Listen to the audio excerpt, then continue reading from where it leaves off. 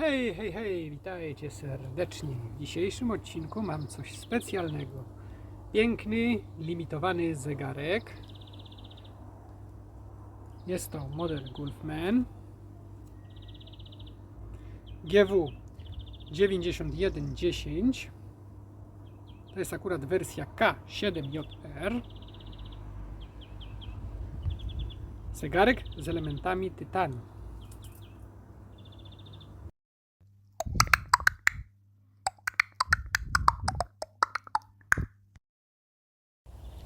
Moi drodzy, mamy piękne, upalne lato, tak naprawdę drugi dzień pięknego, upalnego lata, ale już trochę się pochmurzyło, troszeczkę ciepłego deszczu popadało, tak na niby pokropiło, więc już te upalne lato nie jest aż tak bardzo upalne. Moi drodzy, ten piękny letniaczek, dlaczego ja o tym leci? A właśnie dlatego, że ten letniaczek jest idealny na upalne lato. Biały bezel, lakierowany. Oczywiście jest to wersja limitowana. Zaraz Wam to dokładnie pokażę.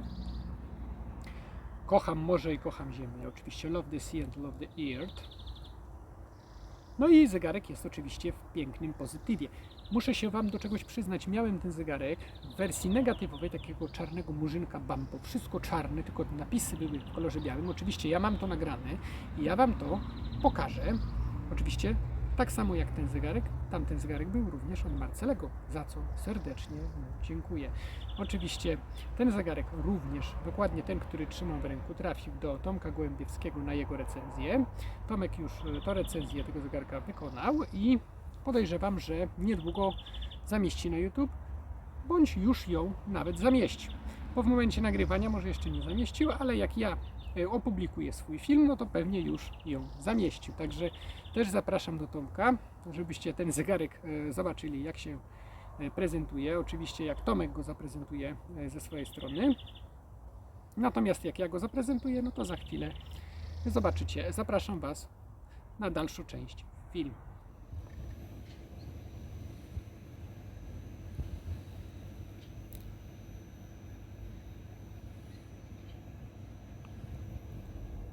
Chciałbym oczywiście również pozdrowić Tomka Gołębiewskiego, jak i wszystkich z grupy Miłośnicy G-Shock Poland Top Photos, jak również oczywiście wszystkich mnie oglądających. Serdecznie pozdrawiam, jak i moich subskrybentów. Nie jest Was mocno dużo, ale cieszy mnie to, że jesteście i że oglądacie to, co mam do pokazania i do powiedzenia. No, może nie jest to w pełni profesjonalne, ale w końcu jest dla kogo nagrywać, że tak się wysłowię. Także wielki szacun i pozdrawiam.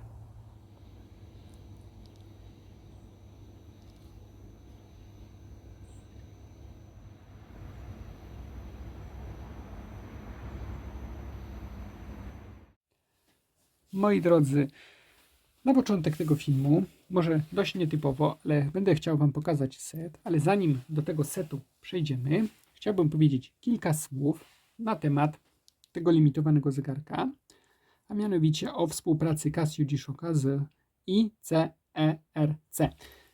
Cóż to takiego jest? Jest to oczywiście skrót od International Citation Education Research Center.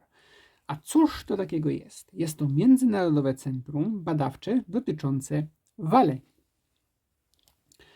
Waleń, no wiadomo, walenie to takie zwierzęta pływające, morskie, nie ryby, a zwierzęta, bo to są ssaki, moi drodzy.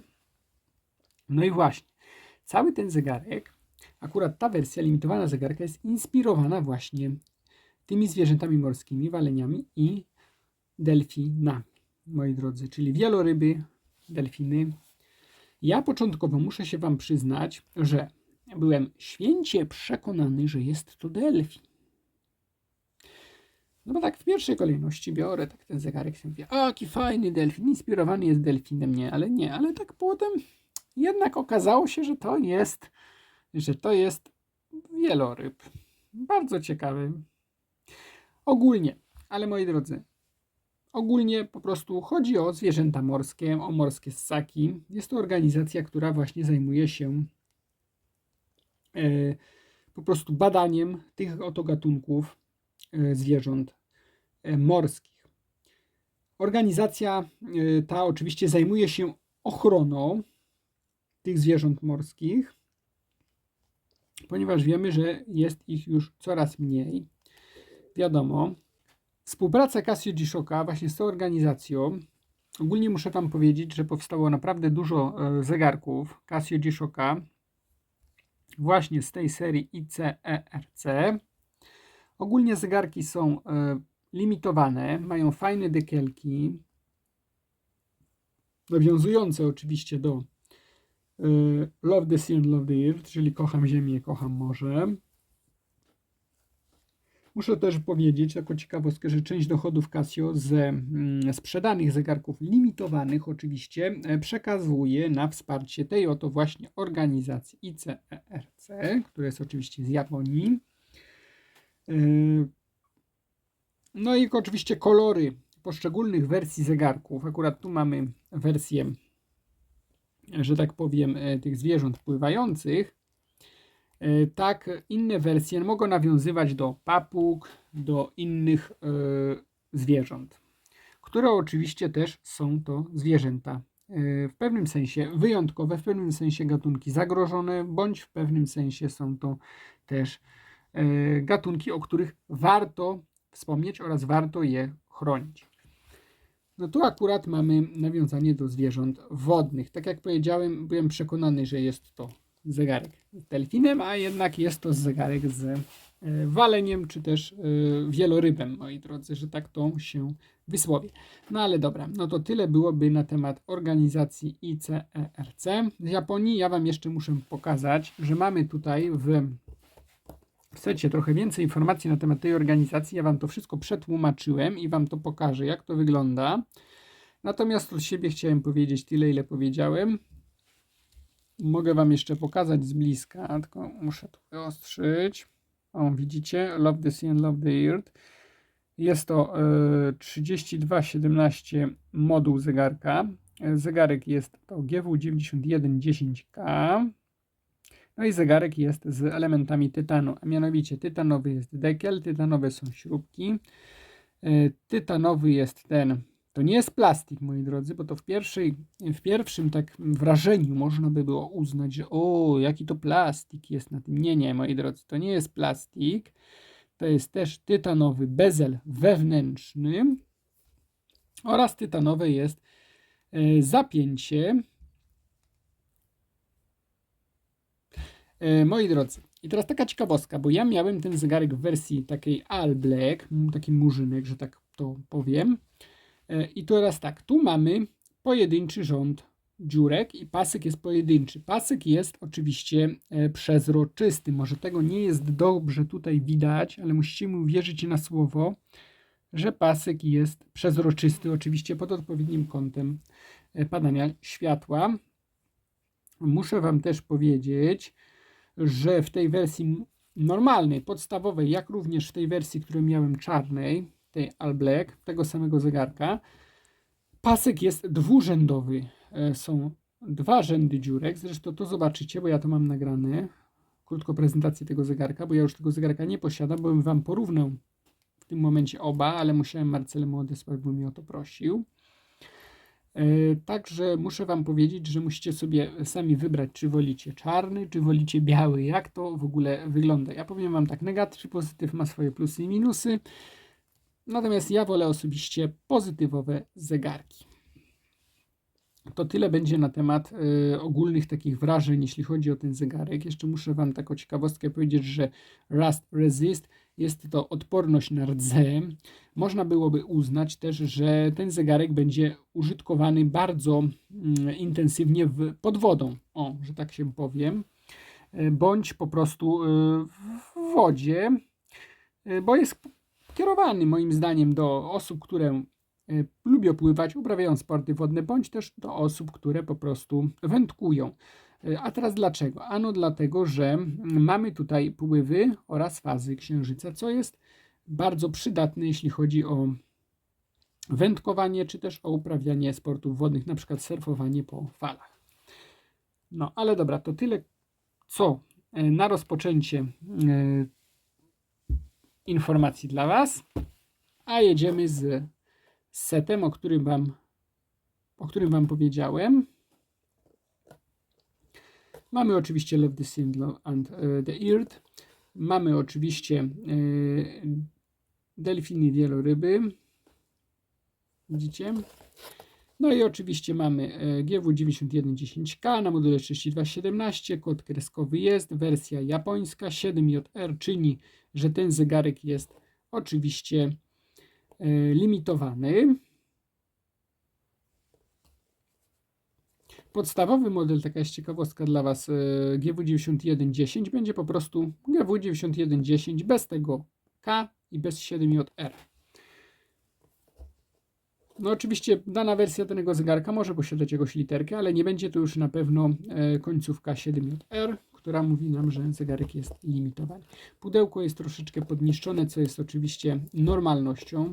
Wiadomo, jest to pudełko ekologiczne, do czego Casio w tym momencie nawiązuje przy tych podstawowych tanich modelach. No teraz już wchodzimy w taką fazę ekologii. Te podstawowe tanie modele oczywiście są już produkowane w takich kartonowych pudełkach, no może nie w pudełkach typowo takich ładnych, tylko po prostu w takich podstawowych, ale już odchodzimy od tych metalowych puszek, od tych setów takich, jakie znaliśmy do tej pory, jeśli chodzi o Casio G-Shocka. Oczywiście jeszcze są produkowane Casio G-Shocki w tych setach, tylko że po prostu w tych setach takie modele troszkę, że tak powiem, z wyższej półki. No może nie aż tak wysokiej, ale ze średniej. Ale dobra, jedziemy, moi drodzy. Pod to obwoluto, oj, bo już się nam otworzył, pod to obwoluto mamy pudełko. I teraz tak, zarówno na pudełku, jak i na obwolucie mamy tutaj takiego wieloryba. No, widzicie? Jest to identyczne. Mamy oczywiście zegarek Love the Sea and Love the Earth. To jest zegarek wyprodukowany w 2010 roku. On oczywiście jest wersja limitowana na rok 2010, czyli mamy już, moi drodzy, 15 lat. Jest taka ciekawostka, że zegarek nie miał nigdy wymienionego akumulatora i zegarek jest w stanie idealnym. To jest też duża ciekawostka dla Was. Dobra. Oczywiście ta obwoluta jest, jak widzimy, z dziurą. Tak więc z tej strony kod kreskowy jest tylko jeden. Nie trzeba było tego kodu kreskowego tutaj naklejać. No i otwieramy to pudełeczko. Tutaj nie mamy nic, to jest taki kartonik. To wygląda to w taki sposób. Mamy również tutaj tego walenia, czy tego wielorybka. Tak to mniej więcej wygląda. G-Shock Casio ICERC. Oczywiście w kolorze różowym. Do czego tutaj nawiązuje ten napis i tutaj ten sam napis. Oraz na samym szkiełku zegarka napis Multiband 6, napis Gulfman.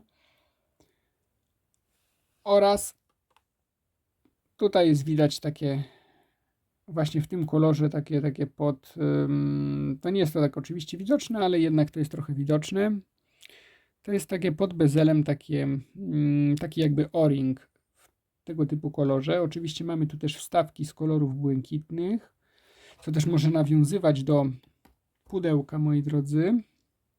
Może do morza, do wody też może nawiązywać. No, bardzo ładnie się to prezentuje, bardzo fajnie to wygląda, tak jak ten niebieski ring upływających sekund nawiązuje również poniekąd do napisu G-Shock Light Surge, literki G, Mode i Adjusta. Może tego jest nie widać, ale jest to taki ciemny błękit. Fajnie to nawiązuje.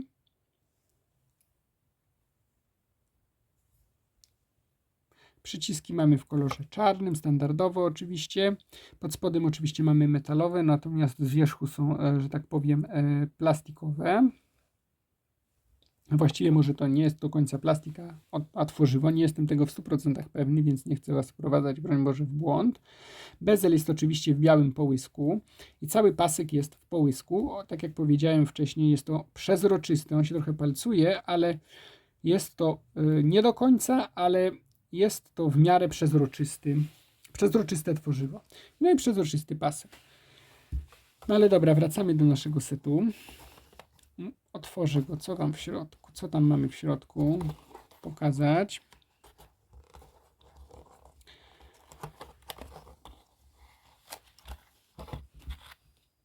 Tak to mniej więcej wygląda. Instrukcja obsługi, jeśli chodzi o zegarki limitowane, jest po prostu schowana w takiej folii jakby okrągłej. Można ją wyjąć zarówno z jednej, jak i z drugiej strony. Ona jest całkowicie po japońsku, więc nie ma tu, nie będziemy o niej rozmawiać. No, instrukcja jak instrukcja. Jest ona w formie książeczki, dlatego żeby po prostu mniej miejsca to zajmowało. Przywieszka jest bardzo fajna. Przywieszka nie jest typowo czarna, jest troszkę w kolorach niebieskich. Moim zdaniem nawiązuje do całości pudełka, bo to jest ten sam odcień. No tak mniej więcej ten sam odcień. Ale moim zdaniem nawiązuje to do całości. Mamy tutaj również cenę po japońsku, no bo na tych japońskich przywieszkach to tak właśnie często bywa. Mamy również model GW9110K7JR. Mamy kod kreskowy, oczywiście spójny z kodem kreskowym z pudełka. Wiecie, dla kolekcjonerów jest to bardzo ważne. Moduł 3217 również.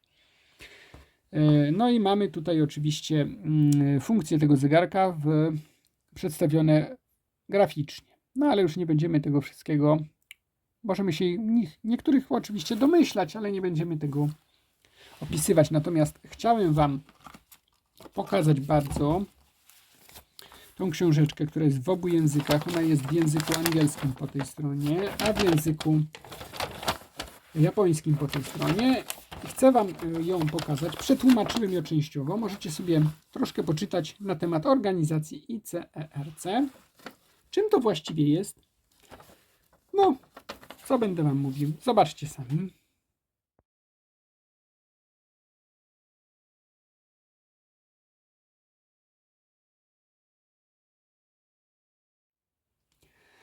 Tak to, moi drodzy, właśnie wygląda. Mogliście sobie troszeczkę o tym poczytać, oczywiście dla zainteresowanych. Bardzo fajny dodatek, bardzo fajna rzecz. No ale dobra, chowamy to powoli. Jeszcze raz wielkie podziękowania, no i tak zwane wielkie, ogromne dzięki dla Marcelego za to, że udostępnił mi ten wspaniały zegarek na film. Marceli, jesteś naprawdę wielkim człowiekiem, bo ściągasz cudowne zegarki w cudownym stanie i oczywiście limitowane, co też jest dużym plusem. Ogólnie wszystkie zegarki, jakie mam od Marcelego na moje filmy, są moim zdaniem w bardzo ładnym stanie. Marceli wie, co dobre. I w ogóle wielki szacun, że Marceli po prostu udostępnia te zegarki na filmy. Także Marceli, jesteś wielki. Dziękuję serdecznie w imieniu swoim, jak i również wszystkich widzów, którzy mnie oglądają. Oby nasza współpraca trwała do końca świata, jeden dzień dłużej, Marceli.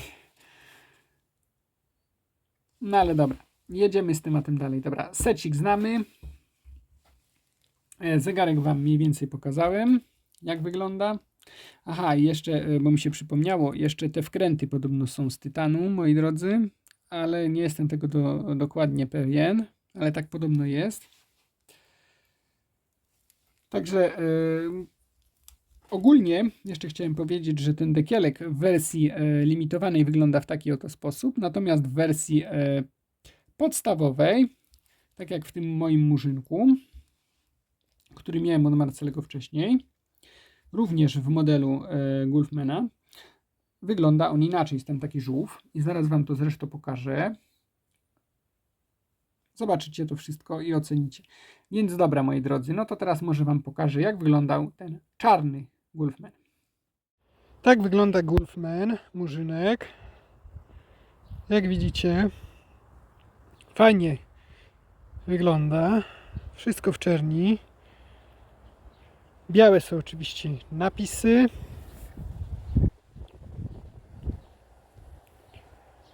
Pięknie się to prezentuje, szczególnie z tym białym o-ringiem. Widzicie tutaj, jak upływają sekundy na tym kółeczku o-ringu. Białe napisy. Multiband 6. Oczywiście Casio. Już w takim ciemniejszym odcieniu. Są zwolennicy, są przeciwnicy. Zwróćcie uwagę, prosto na słońce.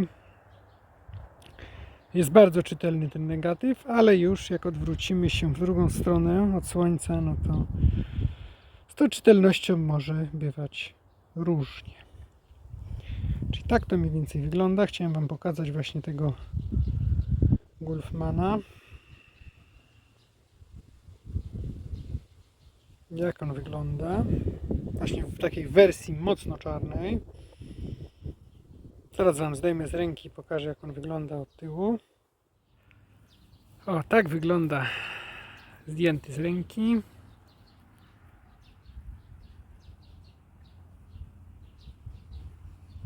Ma to swój urok, taki mocno czarny.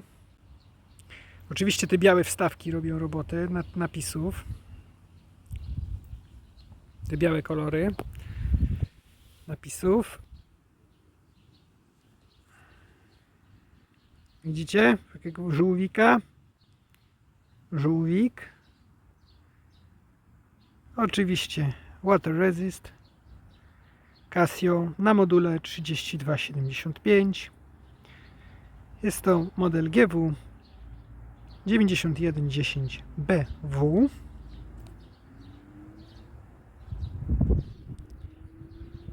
Titanium Black. Właśnie bardzo fajnie, że te zegarki mają te elementy tytanowe. A o dziwo nie są to zegarki premium. Są to zegarki z tak zwanej średniej półki. Szkiełka mają tylko mineralne. Ale ten tytan sprawia, że ten zegarek jest mega lekki. On jest tak lekki. Ja Wam go zważę na wadze. Oczywiście jak będę w domu. I pokażę Wam, ile naprawdę waży ten zegarek. Jest ultra lekki, jest niewielki. Jest naprawdę takich kompaktowych, fajnych rozmiarów. Także bardzo się przyjemnie go nosi. Natomiast tak jak to było z GW 9300 z poprzedniego filmu, nie jest to zegarek dla każdego ze względu właśnie na negatyw. Są zwolennicy i przeciwnicy. Ja jestem raczej przeciwnikiem negatywu. Może to pięknie wygląda, fajnie się prezentuje, ale ta czytelność mocno cierpi. No oczywiście w młodszym wieku nie ma to już takiego znaczenia, ale osoby starsze no to mogą mieć z tą czytelnością rzeczywiście problem i może to dla nich się okazać najważniejszą rzeczą w zegarku, właśnie czytelność. Nie funkcja, ale czytelność. Tak jak widzimy, mamy pływy, mamy fazy księżyca w tym kółeczku, co jest mało czytelne. Mamy na środku pływy morskie. A widzicie? Teraz mamy odpływ. Mamy godziny, mamy minuty, mamy sekundy. Mamy funkcję Power Save, czyli oszczędzanie energii. Tu akurat baterię mamy na średnio naładowaną, na M. Mamy L, M i H. High, czyli cało naładowana cała. M to jest średnio. L to jest po prostu low, czyli już bardzo słabo naładowana. Trzeba go szybko naładować. Tak to fajnie wygląda.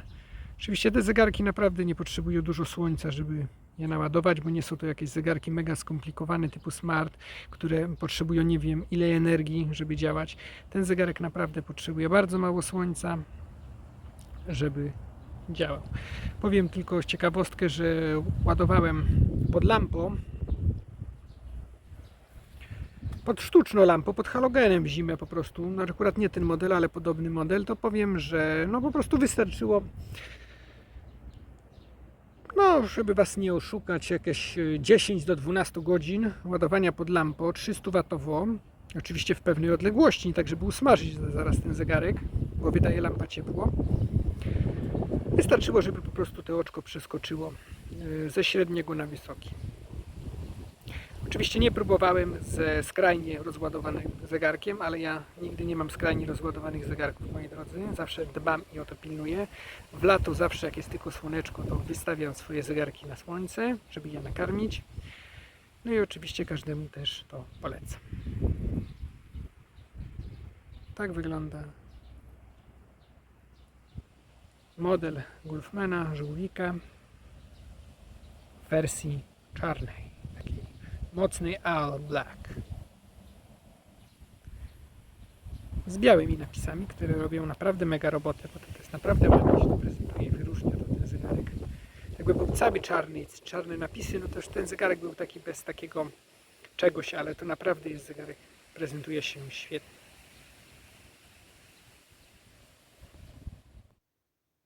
Jak widzicie, mam tutaj taką wagę elektroniczną. Ona jest oczywiście wyzerowana.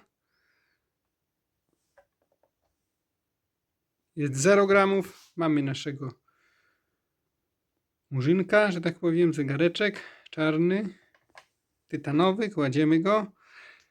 Mamy 56,57 gramów. No, możemy uznać, że mamy tych gramów 57. Możemy tak uznać, no.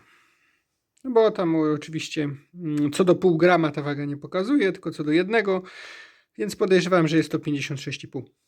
No coś takiego będzie. O, nawet na 56 stanęło, także możemy też uznać, że to jest 56 gramów, co ma spore znaczenie. O, nawet 0,55, także no 56, dobra, uznajemy 56 gramów.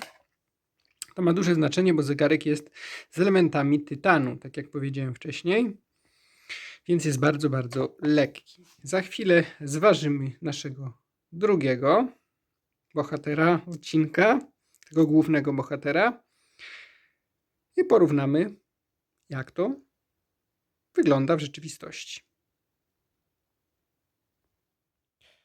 Waga włączona. Mamy naszego Golfman limitowany w pozytywie.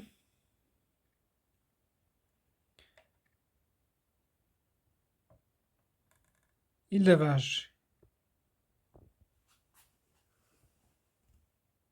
58 gram. Drodzy, ja celowo w dzisiejszym filmie tak jakby pokazuję te modele. One są identyczne, ale jeden jest limitowany, a drugi jest taki absolutnie all black z elementami white napisów.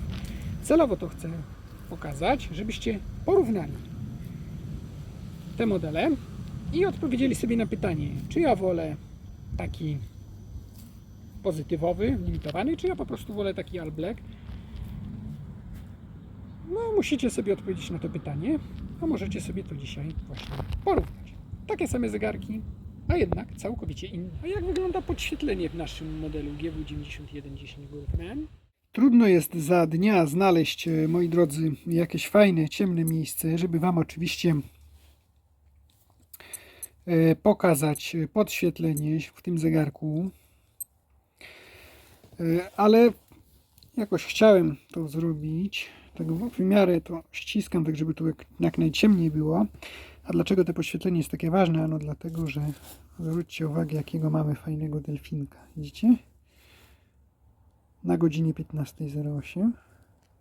Widzicie? Zaraz Wam to pokażę w ciemniejszym pomieszczeniu, jak to dokładnie się prezentuje.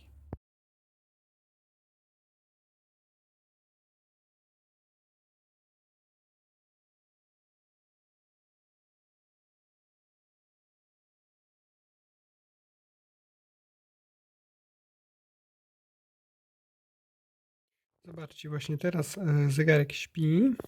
Tak to właśnie wygląda funkcja Power Save, czyli oszczędzanie energii. Widzimy, jak właśnie myga. Widzicie, ta ikonka Power Save. To jest właśnie funkcja oszczędzania energii w zegarkach G-Shocka. On pracuje oczywiście w tle. W tle wszystko pracuje, czas jest odmierzany, ale po prostu nie jest to wyświetlane na LCD, dzięki temu jest oszczędzana bateria. No dobrze, no to może porozmawiajmy teraz o funkcjach, jakie ten zegarek posiada. Dobrze, moi drodzy, przejdziemy sobie poprzez funkcję tego zegarka. Przyciskiem oczywiście Mode przechodzimy najpierw do faz księżyca oraz pływów, z czego pierwsze są pływy oczywiście Tide. Adjust zmieniamy na oczywiście księżyc, czyli na fazy.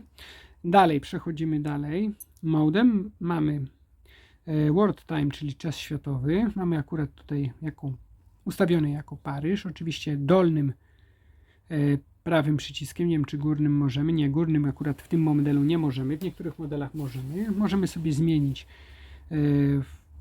po prostu daną strefę czasową. No akurat w tym momencie mamy podświetlenie. Mamy Rzym, Berlin, no i tak dalej, tak dalej, tak dalej. Widzicie? No i zmienia się nam czas. Czyli to jest taki jakby standard i możemy sobie podejrzeć dany czas światowy. To też bardzo fajna funkcja w G-Shockach. Szczególnie dla osób, które podróżują wraz ze zmianami czasu. Dobra, kolejnym przyciśnięciem moda mamy alarmy. Oczywiście alarm mamy tutaj włączony na on, tylko że mamy tutaj alarm 4 na godzinę 000, czyli w noc. I teraz, moi drodzy, to tak wygląda, że żeby wyłączyć na off, no to muszą być takie dwie kreski. Oczywiście przyciskiem adjust, czyli górnym lewym przyciskiem. Natomiast prawym dolnym zmieniamy sobie po prostu teraz jest alarm śpiocha, sygnał pełnej godziny, alarm pierwszy, alarm drugi, alarm trzeci, alarm czwarty, sygnał pełnej godziny, przepraszam, teraz jest sygnał pełnej godziny, tam był alarm śpiocha i oczywiście tutaj nam się wyświetla aktualny czas, czyli 14:43. Tak to mniej więcej wygląda, jeśli chodzi o alarmy. Oczywiście, żeby ustawić alarmy, no to jak to w G-Shockach standardowo, przykładowo alarm pierwszy. Jeśli włączymy sobie raz przyciśniemy adjustem, no to włączymy go na on dla danej godziny, czyli 0:00, czyli akurat to będzie 12 w nocy. Natomiast po przytrzymaniu dużo dłużej adjusta możemy sobie ustawić już godzinę i dane minuty co do alarmu, ale my tego nie będziemy robić. Potwierdzimy. I po prostu jeszcze raz przyciśniemy, żeby po prostu wyłączyło się, żeby zegarek w tym przypadku nie obudził w nocy.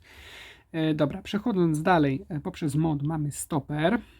Stoper standardowo uruchamiamy dolnym prawym przyciskiem. To też standardowo w tych zegarkach. Zatrzymujemy go. Kasujemy adjustem. No to tak jak to standardowo w G-Shockach jest. Dalej przechodzimy mode, mamy timer. Timer rusza oczywiście prawym dolnym przyciskiem. Oczywiście jeżeli jest ustawiony 0:00, no to zwróćcie uwagę, że ruszamy od 24 godzin w dół. Widzicie? Od 24 godzin. O, teraz może będzie dobrze to widać. Zatrzymujemy go oczywiście też dolnym, a górnym po stronie lewej kasujemy, znaczy przechodzimy do poprzedniego ustawienia i teraz tak, jeśli przytrzymamy adjusta, to możemy sobie teraz ustawić. Teraz sobie możemy ustawić 1, czyli jedna godzina przykładowo, no ale dobra, light działa, tu w tym przypadku light działa, bo w niektórych funkcjach light działa jako podświetlenie, a niektórych działa jako w dół bądź w górę. Tu akurat dolny działa, czyli idziemy 2, 3, 4, a light, czyli górny idzie wstecz po prostu. O, 23 godziny, widzicie? Dobra, ale mniejsza o większość. Teraz, jeżeli chcemy sobie przejść do minut, no to mode i teraz sobie ustawimy 0,01. No i niestety, ale pełną minutę. No nie możemy niestety ustawić mniej niż 1 minutę. To też jest taką bolączką tych akurat modułów, bo z tego co pamiętam, to w modelu tym G-Steel, w modelu GST można było ustawić sobie właśnie co do na przykład pół minuty, 10 sekund, 20 sekund, dlatego właśnie no to nie w każdym modelu, nie wiem dlaczego tak jest, w GWG 1000 też nie można tego zrobić, nie wiem dlaczego tak jest, ale moim zdaniem można ustawić ten timer na ile się chce czasu, no nie tylko na minutę, no ale dobra, nie będziemy się tutaj rozwodzić na chwilę obecną na ten temat.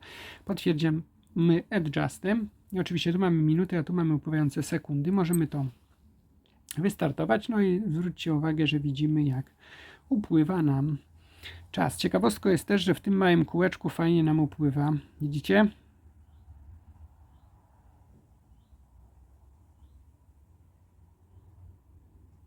fajnie nam upływa czas wstecz. To jest też taka fajna ciekawostka.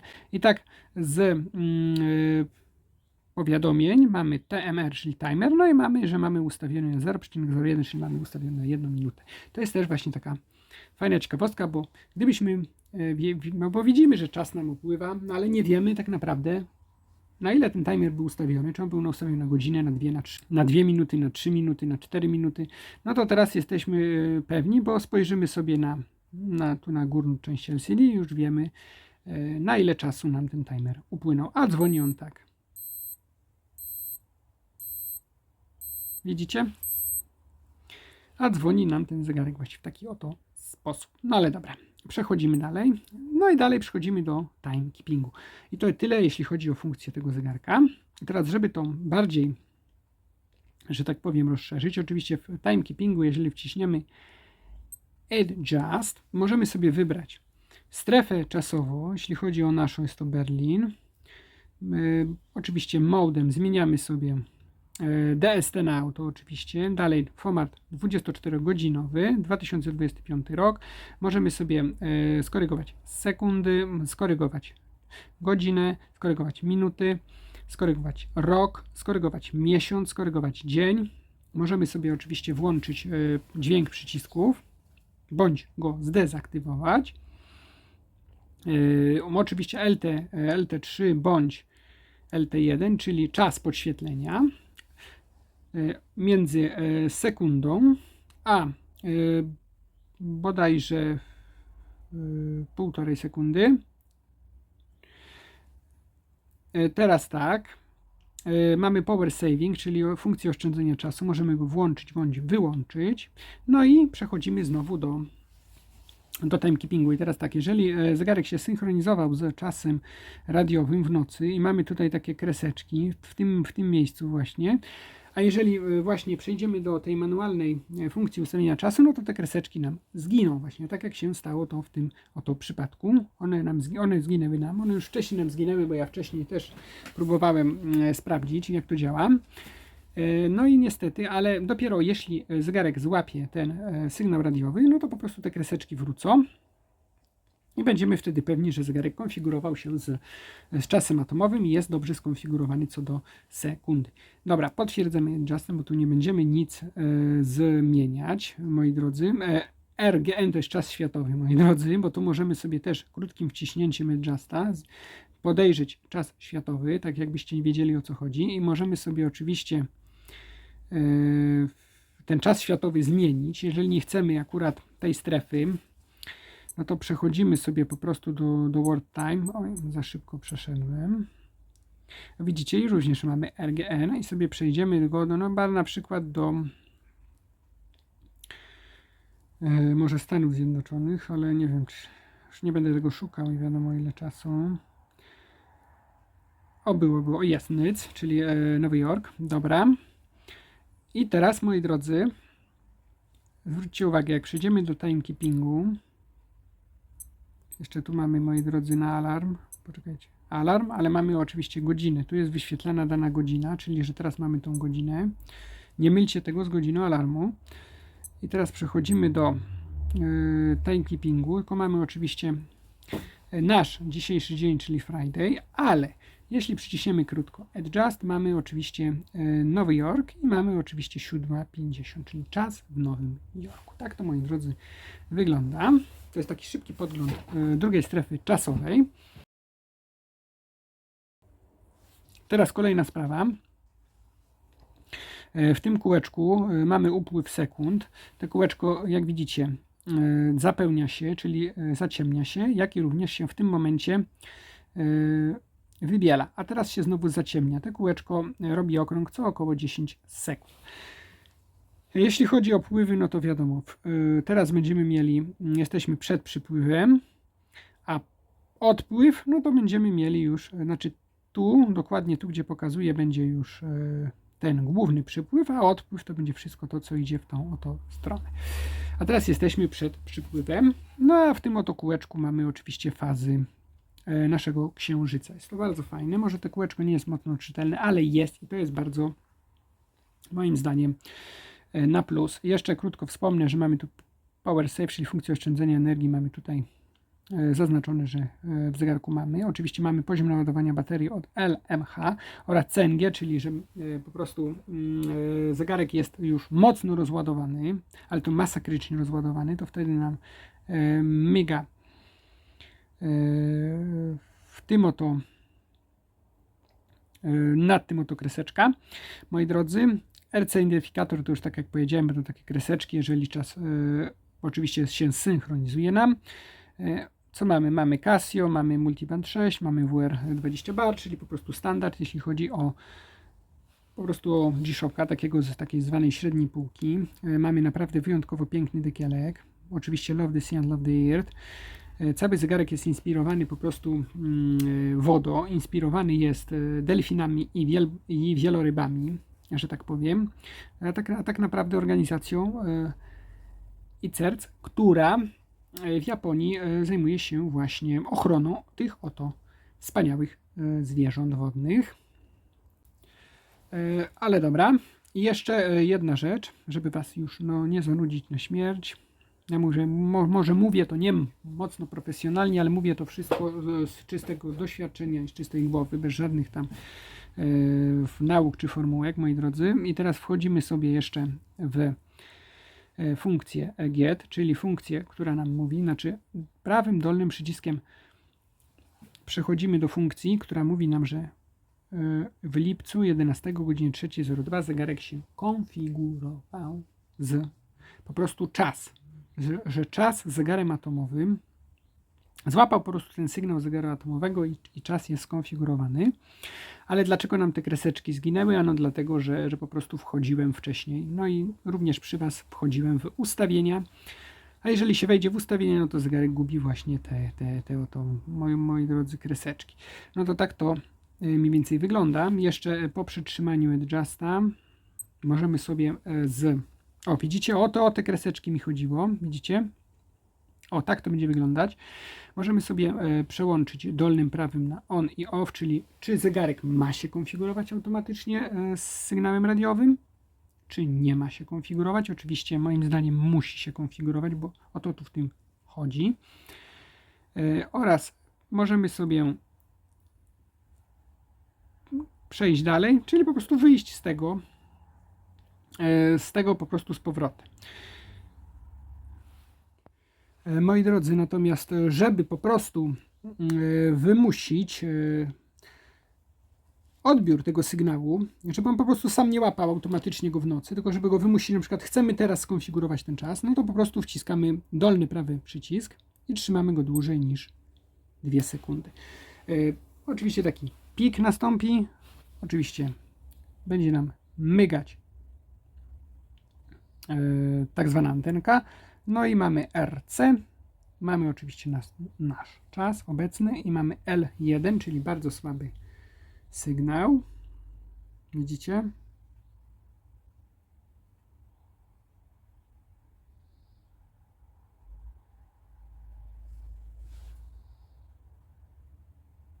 No raczej on nam nie złapie tego sygnału, bo naprawdę mamy bardzo słaby w tym momencie. Chyba że spróbuję wyjść na zewnątrz i złapać dla Was ten sygnał. Spróbujemy. Jesteśmy, moi drodzy, jesteśmy na zewnątrz. No, taka byle jaka ta pogoda dzisiaj, trochę mokro, troszeczkę siąpi, w ogóle te lato takie byle jakie, było tylko 3-4 dni upalnego lata, tak naprawdę, a teraz już się pogoda nam trochę popsuła. No ale jak sami widzicie, sygnał mamy nawet na zewnątrz, byle jaki, może też przez pogodę. O, nawet nam zgasło te L1, a teraz znowu się zapaliło. Także raczej nici z tego złapania synchronizacji czasu, ponieważ musi być L1, L2. O, widzicie error. To może spróbujemy jeszcze raz i jak się nie uda, to już nie będziemy próbować. Dobra, mamy znowu funkcję timekeepingu. Wciskając dłużej niż 2 sekundy dolny prawy. Mamy znowu RC. Mamy L1. No i zobaczymy, jeżeli nie złapie L2, L3, no to już nie będziemy w ogóle sobie głowy tym zawracać. Po prostu też pogoda nie sprzyja, żeby ten sygnał został złapany. No chyba raczej nic z tego nie będzie. Jeszcze spróbuję stać wyżej, ale widzę, że tutaj kwestia, raczej to nie jest kwestia położenia. O, widzicie, ginie nam ten sygnał. Sygnał jest bardzo słaby. L1 bardzo słaby, sygnał L2. Średni sygnał L3, sygnał dobry, ale nawet przy L3 ten sygnał musi być po prostu przez dłuższy czas synchronizowany z zegarkiem. Czyli jeszcze taka ciekawostka, bo znajomy chciał złapać, po prostu synchronizować w innym zegarku w podobny sposób. Włączał wielokrotnie ten zegarek, wielokrotnie próbował, wielokrotnie mu się nie udawało, a po prostu chodziło tu o to, że w funkcjach zegarka była ustawiona zła strefa czasowa. Też zwróćcie na to uwagę, że musi być odpowiednio ustawiona odpowiednia strefa czasowa. No niestety, ale już nam się złapać nie uda. Przynajmniej na wizji tego oto sygnału. Ja sobie po prostu poczekam, jutro rano zegarek złapię go bez problemu. Rozpoczynając swoją przygodę z cyfrowymi modelami G-Shocka, bardzo sobie ceniłem takie dodatkowe smaczki jak fazy, pływy, takie jakieś dodatkowe funkcje. Naprawdę fajna rzecz. Może ja nie wędkuję, nie korzystam, ale naprawdę bardzo fajna rzecz jest spojrzeć i wiedzieć w bardzo prosty sposób, żeby nie odszukiwać tego gdzieś głęboko w menu, ale po prostu mieć to na wierzchu, na wyświetlaczu zegarka, jaki mamy pływ, bądź jaką mamy fazę, prawda? To jest bardzo fajna rzecz, bardzo mnie rajcowało to w tych modelach G-Shock. No to może wypadałoby jeszcze powiedzieć o wadze tego zegarka, no i jego rozmiarze, prawda?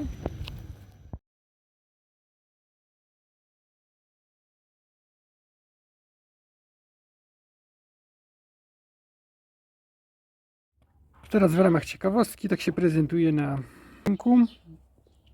Obok Fenixa 7X.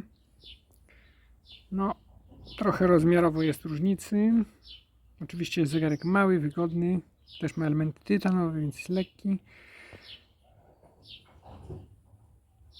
Natomiast całymi swoimi gabarytami trochę przypomina 7X, ale no jest zdecydowanie mniejszy i to jest oczywiście widać. Moi drodzy, a jakie mamy inne wersje modelu GW9110 Wolfman?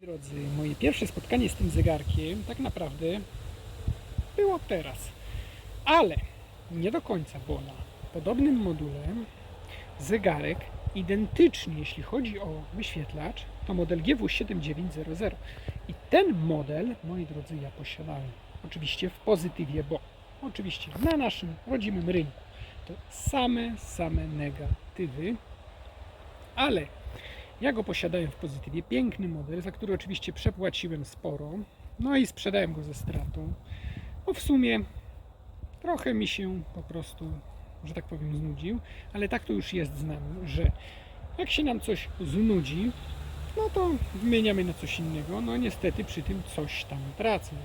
Ale wracając do tematu, zegarek był naprawdę identyczny, ja Wam zaraz pokażę oba modele i sami powiedzcie, czy te nie zegarki nie są identyczne, czy one nie są identyczne. No oczywiście Wolfman jest z elementami tytanu, tamten zegarek kompletnie bez tego tytanu, ale czy one nie są identyczne? No odpowiedzcie sobie na to pytanie sami. Moi drodzy, dziękuję za uwagę w dzisiejszym odcinku, to już wszystko. Pozdrawiam serdecznie całą grupę miłośnicy G-Shock Poland Top Photos. Pozdrawiam serdecznie wszystkich miłośników Casio G-Shocka. Pozdrawiam również serdecznie wszystkich moich subskrybentów oraz widzów. Do następnego filmu. Hej!